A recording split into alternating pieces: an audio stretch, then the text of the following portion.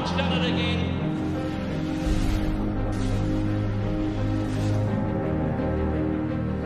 He was good in the pre-race mounting yard, but then when he come onto the track, the music was still going, and he got a little bit stirred up. He actually nearly hit the fence on the way out. In comes the superstar of Australian racing. He's ready. This crowd and this stands like no other.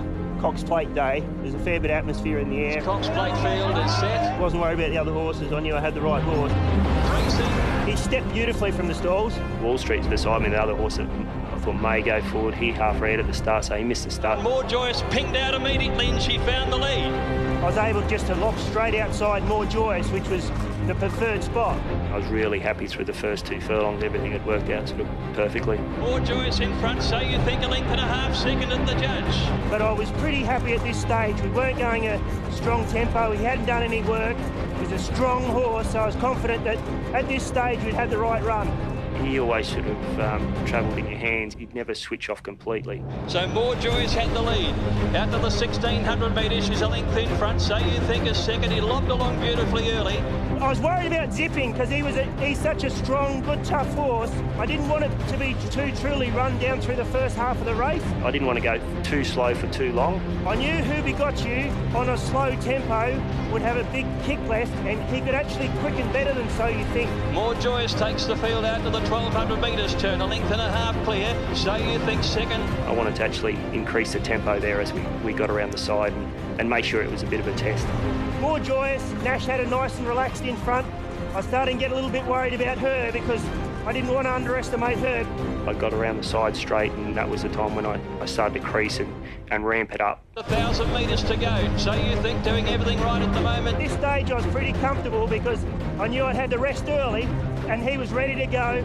And the mare was still travelling well, but I was going to go up, put a bit of pressure on her now. He put pay to More Joyous a little quicker than I thought. The spark's about to fly in the Cox Plate now. So you think went up and levelled with More Joyous up the side. He's taken the lead. This is where he breaks him.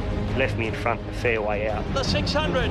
So you think by a neck to More Joyous, sipping right there third, but under extreme pressure. I got him going, had him fully wound up by the time he got down to the corner here.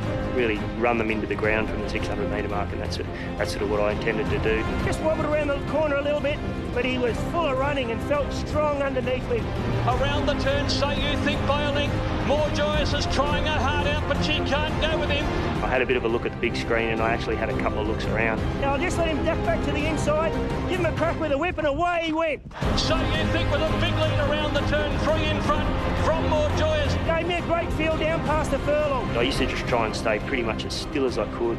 But So you think it's 3 in front. Who you got? You rent a second from zipping. Probably the last 50 metres, he started to get a little bit tired. I had a couple of looks, but it was all over. But So you think wins his second. So you think first.